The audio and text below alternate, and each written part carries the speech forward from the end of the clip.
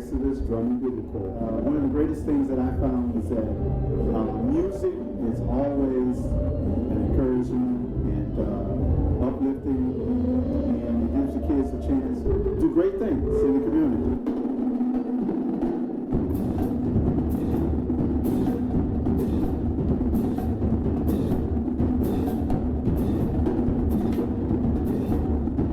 Yes, we're here at Exodus Institute, and this is a very important taping that we're doing today.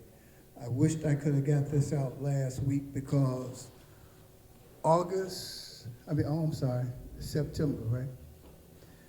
On September the 21st at 8 o'clock in the morning, it's going to be at 9 o'clock in the morning in New York, from 9 a.m. to 7 minutes after 9, they're going to be doing a prayer for peace, meditation for peace, or we're going to be doing, you could do decrees or whatever it is. But for those 7 minutes, we're going to be doing prayer or meditation. It's an international day for prayer for peace. And like I said, you could meditate, you could do decrees, you could do whatever it is. International Day starts at 9 a.m. in New York, and it's going to last for 7 minutes. And it's very important that we sit back. We're going to do this across the United States, and hopefully it's going to be done around the world. But here in Chicago, we're going to do it from 8 a.m. to 8:07. And hope you all join us. And that's going to be September 21st, International Day for Peace. Information and everything that's perceived here today or talked about here today are not necessarily the views or the opinions of the Exodus Institute, the Exodus Drum and Bugle Corps, Global City Unity, Omnibus Roundtable, or the Chicago Communicator News. Our purpose here is just to bring out information so that we can go to the sites that's out there in social media, CAN TV, and that we can discuss points of views. Even though we may agree or disagree, we want to at least bring out the talking points and start communicating about the information that's going in our community so that we could ask the mayor or the elected officials to get involved to help our community make changes right here in our community at the grassroots level. So remember, you are a part of what we're doing here, so you are invited to come down at any time on a Wednesday and be part of a community forum. And our address here is 816 North Laramie. Be a part of what we're doing. Be a part of the change. Let's make the change together. Let's communicate with each other. Let's start loving one another so we can grow and build a better community. Thank you. Be a part of it. And remember, you are the missing link to being part of that change. All right, we are back here at Exodus Institute, and we're going to have a wonderful show here today. I got a couple of young brothers here to my left and to my right. We're going to get them to introduce themselves, and then they're going to speak from their heart upon whatever it is that they want to speak about, whatever it is they want to talk about. So right now, I'm going to pass it over to my right and let him introduce himself and tell what he's going to speak about, and then he's going to pass me the mic back, and then I'm going to pass it over to my left. And then you're going to speak, tell your name and what you're going to speak about today, and then we're going to pass the mic back to me, and then I might sing. I'm El Haji Dr. El Shabazz of the Metamorphosis Project, and today I will be speaking on a wide range, variety of topics, wherever the conversation may lead, because the Metamorphosis Project is always ready to answer political, historical, or religious questions, and we go by the facts. That's why the book is on the table. Okay. I think we're a little loud there. Okay. Yeah, how you doing? My name is Tavares Demond Hamilton Nash. I'm here today with my uncle, and we just trying to just do something positive in the community today, speak about topics, some unity, some love, some peace, and some growth among the community to try to better ourselves as like brothers, and sisters, so we're just trying to have a productive day today. And I want to thank them for coming out These are some young men in our neighborhood, in our community, and they need to speak out because the brothers need to talk about different things that's going on in their lives, what's going on in the neighborhood, what's happening in the community, and how they can make things better. They're sitting back, you heard the brother mention that he's talking about peace, and then the brother over here, he's talking about a metamorphosis change. I really want to hear about this thing, you know, because see, I remember how the caterpillar go into the cocoon and then come out a butterfly. So I know he got some good stuff he getting ready to break down, because this book over here, he got it so thick. And the first thing I see is Uncle Sam on this page that he got over here. So we definitely need a change, because I'm going to let Brother Nash sit back here and tell you what it is that he's going to speak about. Well, first I want to speak about certain terms that we used in the neighborhoods in the Chicagoland area. We hear all the time how they talk about hip hop being started in New York and this and that. That's just another fancy name for it, because rap started in Chicago. And we talking like the 1930s, 1940s, the word crib for house, bad for good, everything James Brown talked about. He was rapping back then. And so today, terms like he just mentioned, Uncle Sam, we hear people be called Uncle Tom. Oh, yeah. But if people have read Margaret Beecher Stowe's book and her novel, Uncle Tom was actually a brave man. He was a hero, because he never told on little evil them, even though Simon Legree was beating him to death.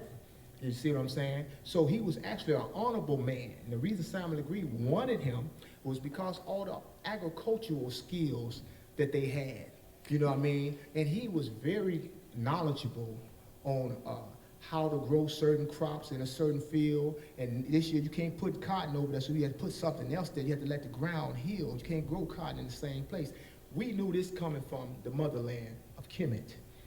Today, Kemet is mostly a desert. That's because they brought most of us over here on slave boats who know how to handle the Nile River and handle agriculture and to nurture the land.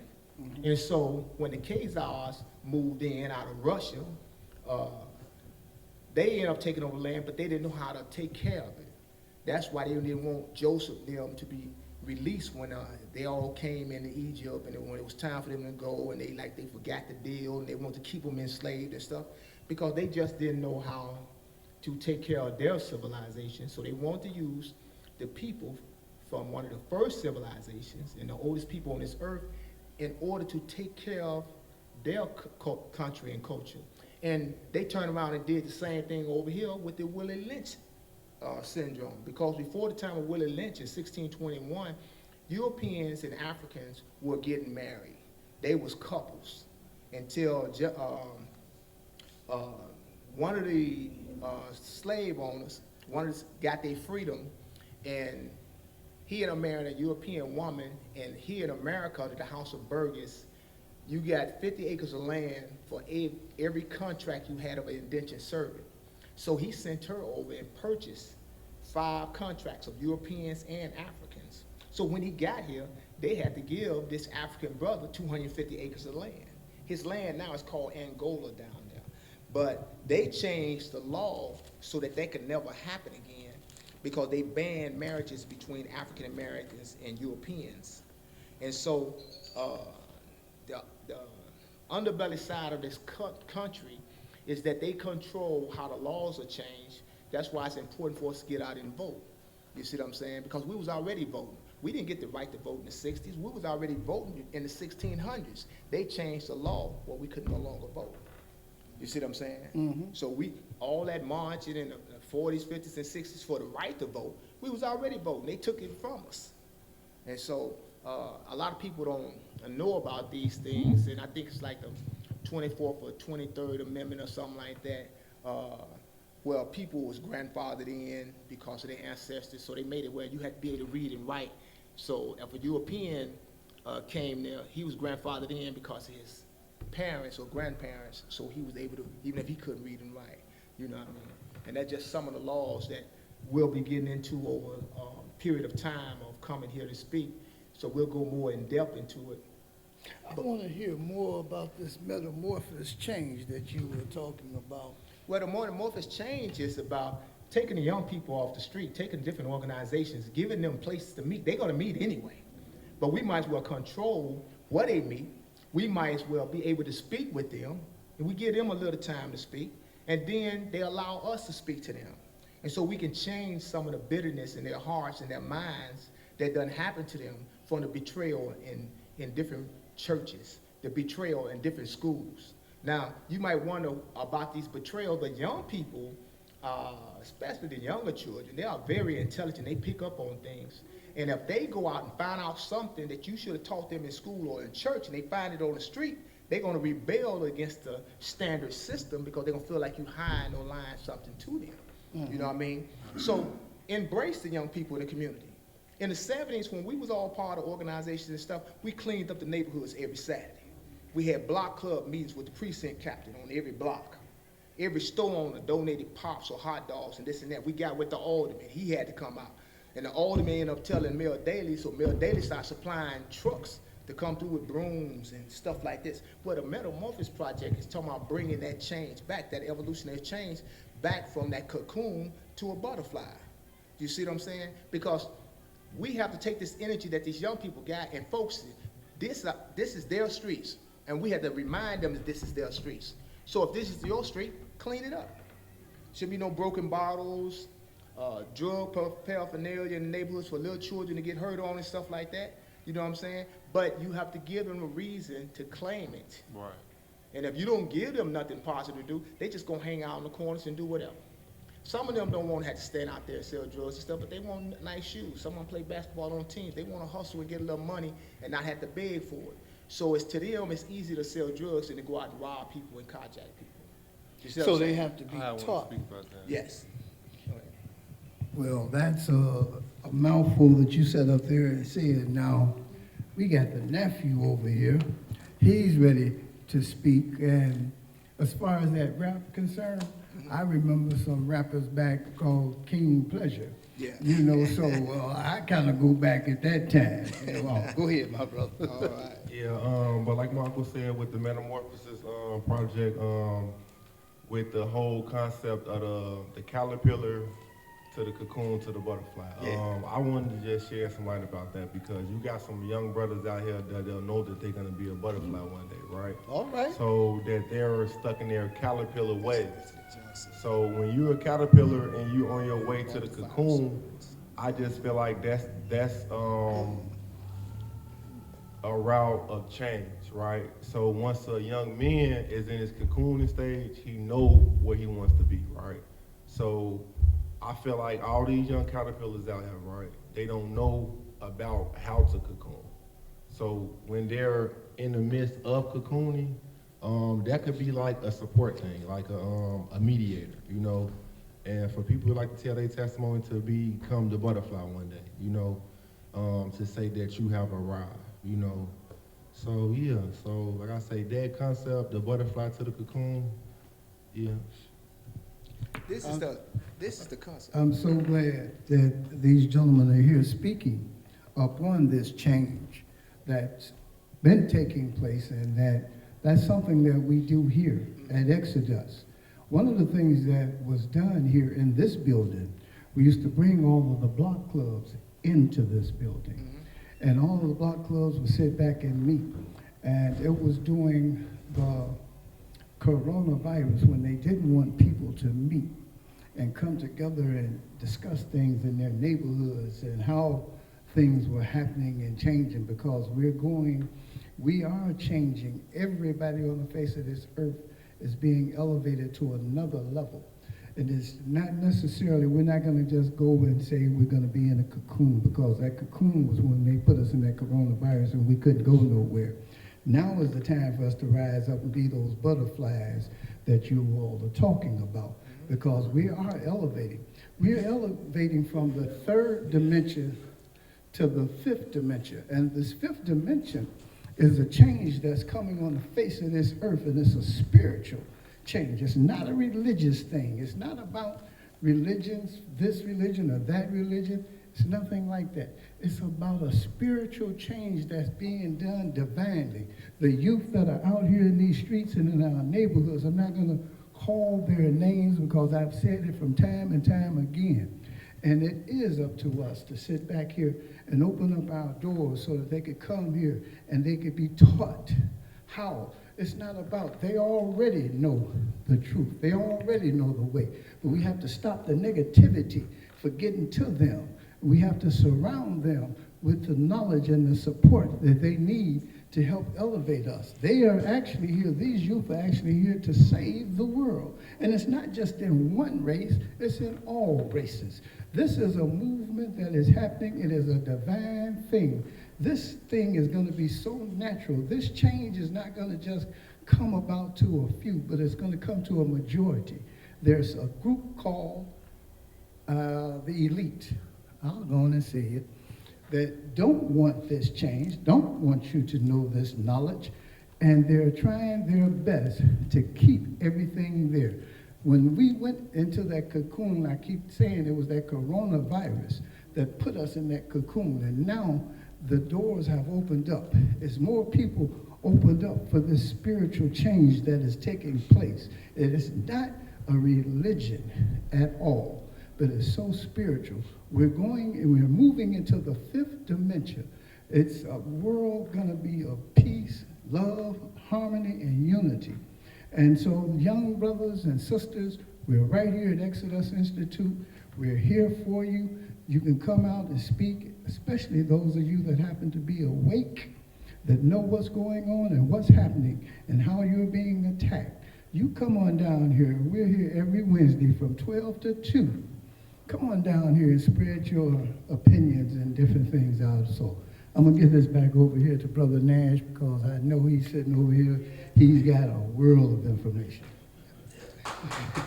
Well, let's get on these elites right fast. You see these elites, the term itself is talking about some individuals or group or any society who exercise power and great wealth. Yeah. And they have been studying the conservative elites here in Chicago and the Holy City for many years. Mm-hmm. Pareto, Machiavelli, they all write about elites in the history and society if you read into their works.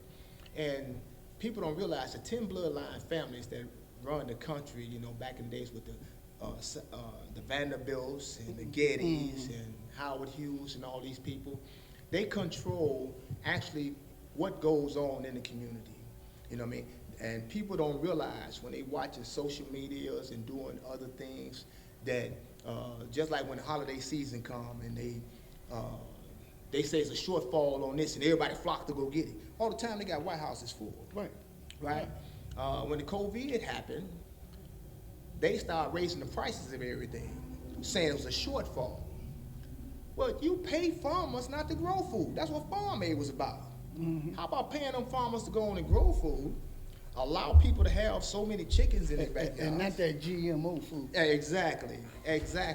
And by doing this, the food prices come down. It does no good to give us minimum wages increase if you're going to allow the store to charge you $10 for a loaf of bread.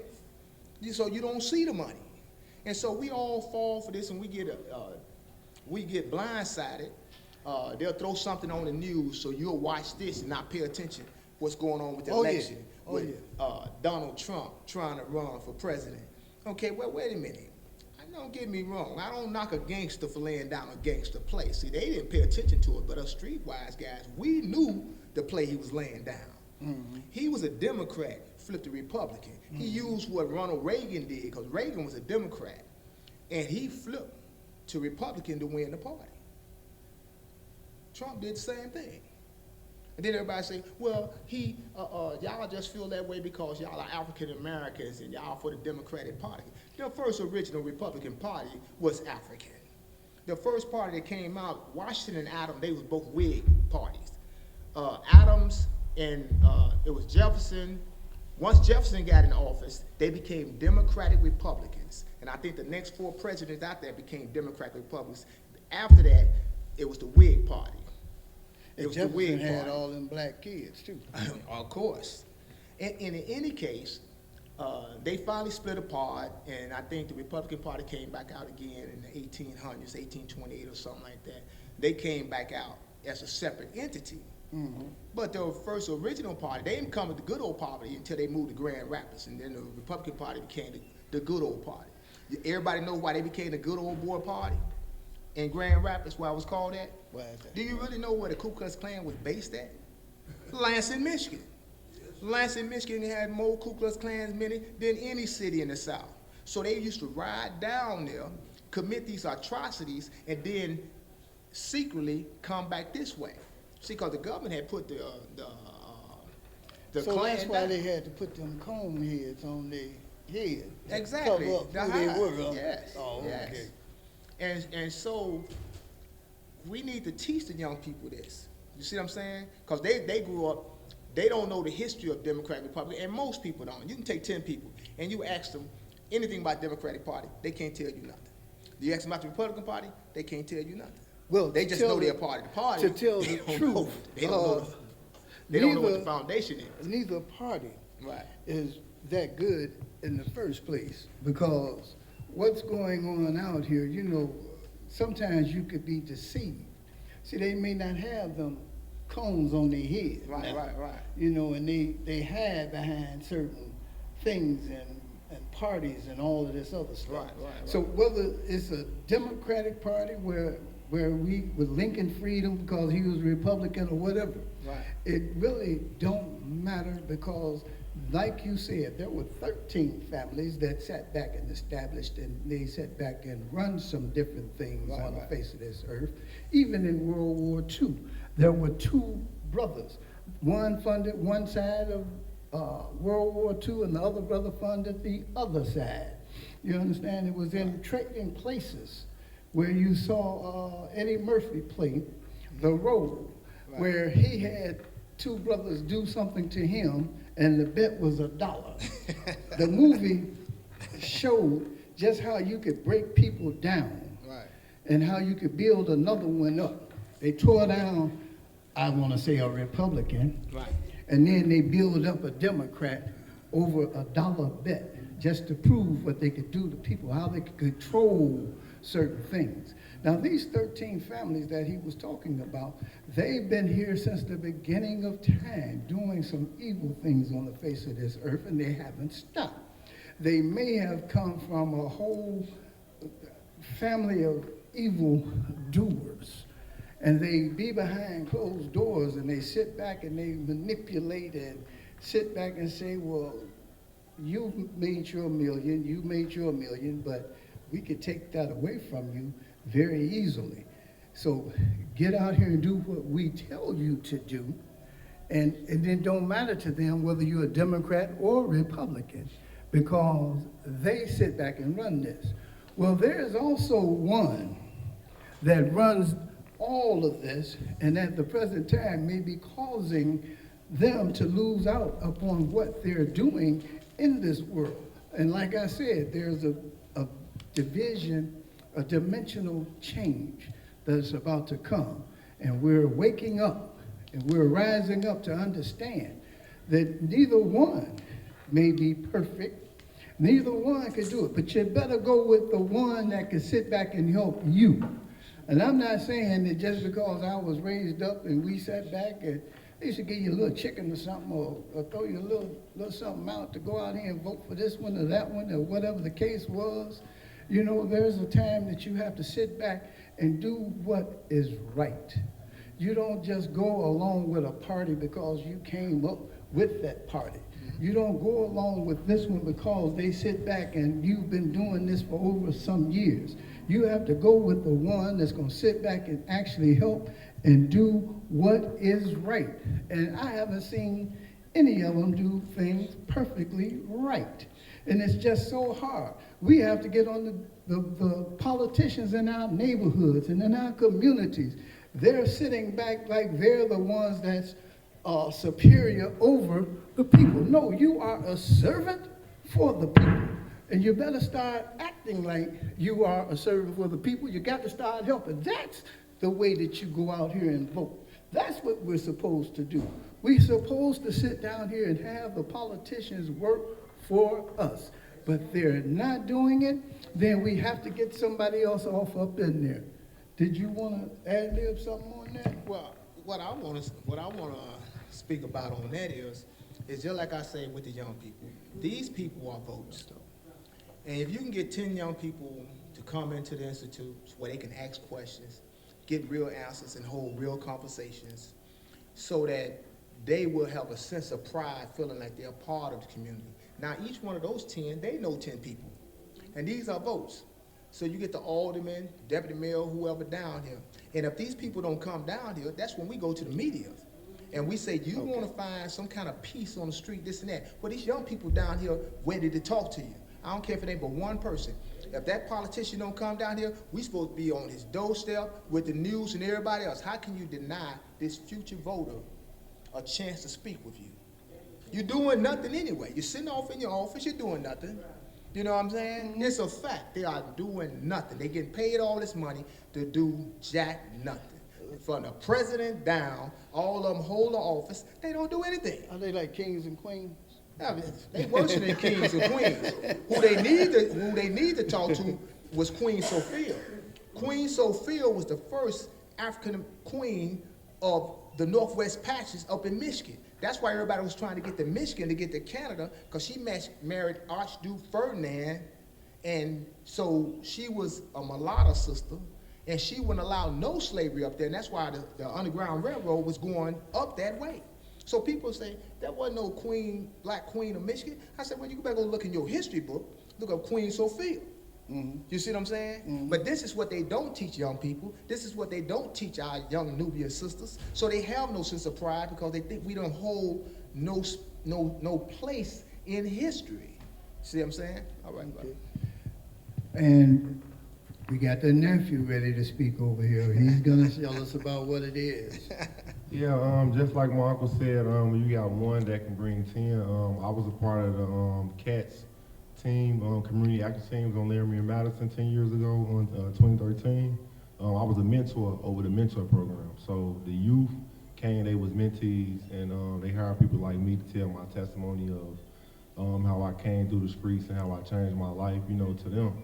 So it was a job for ourselves as well. But for the 10 that I was reaching, all my mentees that I was mentoring, it was actually a great program because it was some young guys, some young females of color.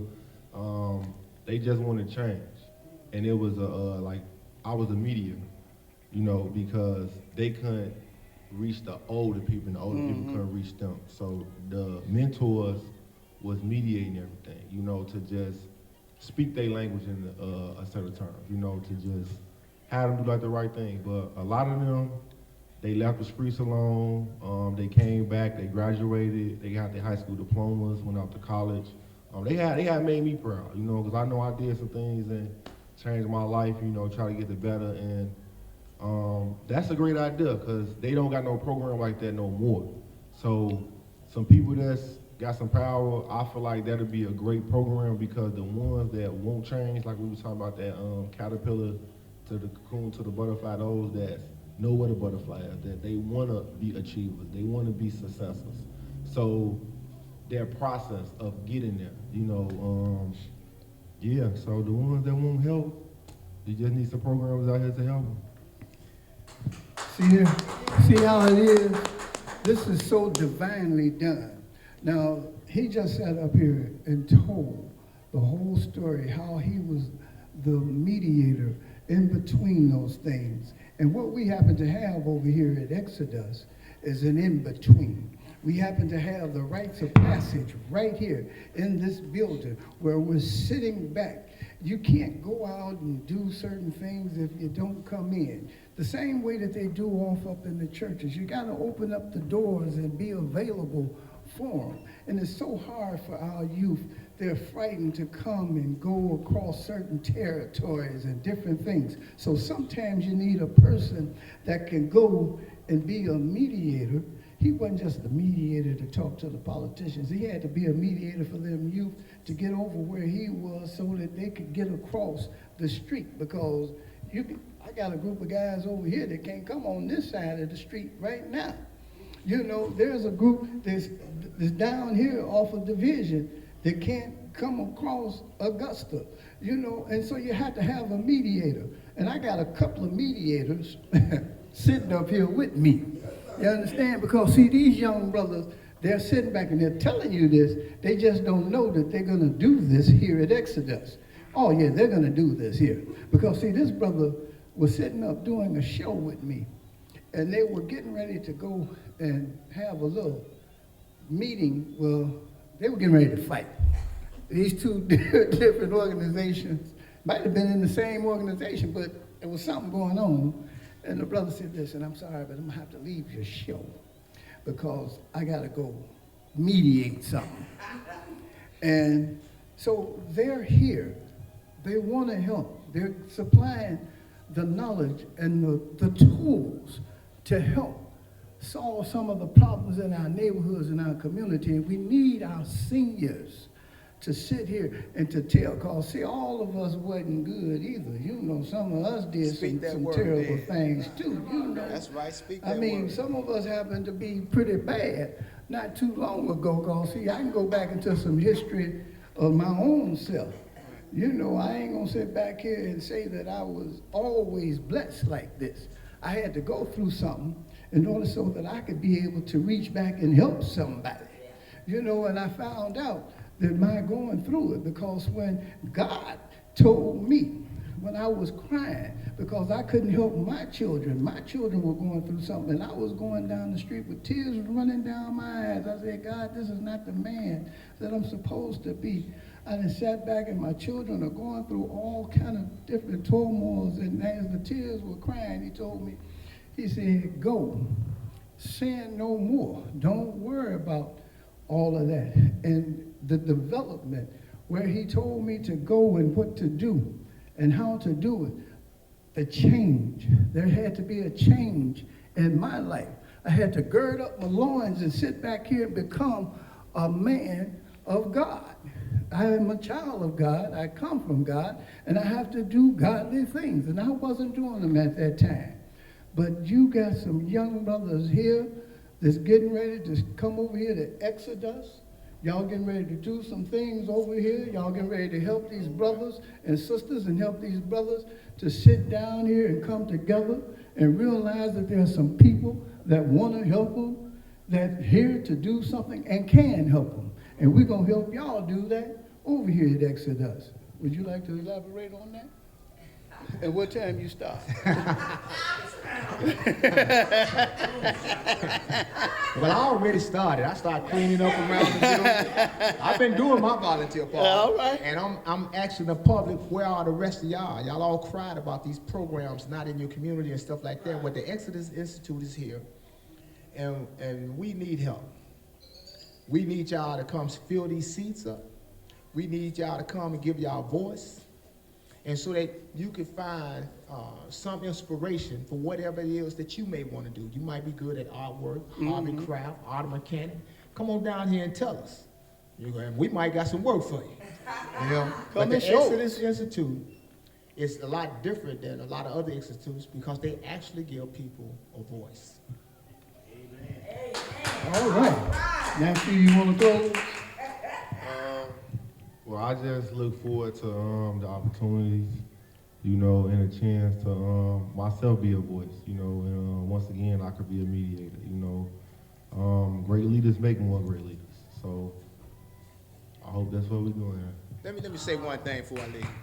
We was on this rich man tip. I don't want people to get the wrong impression about this materialistic type thing.